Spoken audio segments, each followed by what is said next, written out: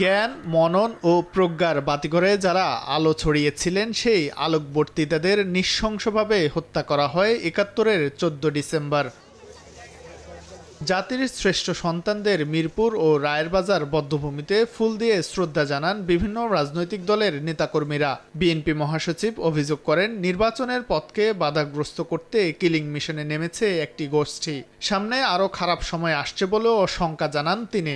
নির্বাচনের মাধ্যমে একটা গণতান্ত্রিক বাংলাদেশ নির্মাণ করবে, সেই সময় আবার নতুন করে বাংলাদেশের শত্রুরা এই হত্যাকাণ্ডে মেতে উঠেছে।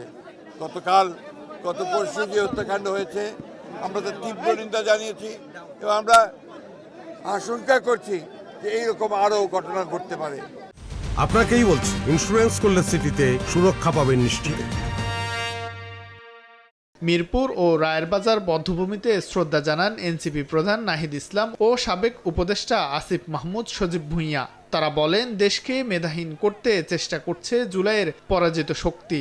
নির্বাচন বানচালের জন্য টার্গেট করা হচ্ছে অভ্যুত্থানের নায়কদের। নির্বাচনকে বানচাল করার জন্য এবং গণ অভ্যুত্থানকে নস্যাৎ করার জন্য গণ অভ্যুত্থানের যারা প্রতিচ্ছবি ছিল, যারা নায়ক ছিল, নেতা ছিল, যারা অংশগ্রহণকারী ছিল, তাদেরকে টার্গেট করে হত্যা করা হচ্ছে। ফ্যাসিস্ট শক্তি তারা পরাজিত হওয়ার পর এদেশকে নেতৃত্বহীন করার জন্য আমাদের জুলাই গণ অভ্যুত্থানের নেতৃত্বদেরকে টার্গেট করছে। অন্যান্য দলের নেতারা বলেন, ফ্যাসিবাদের পক্ষে কাজ করছেন অনেক বুদ্ধিজীবী, যারা এখনও ইতিহাস বিকৃতির চেষ্টা করে যাচ্ছেন।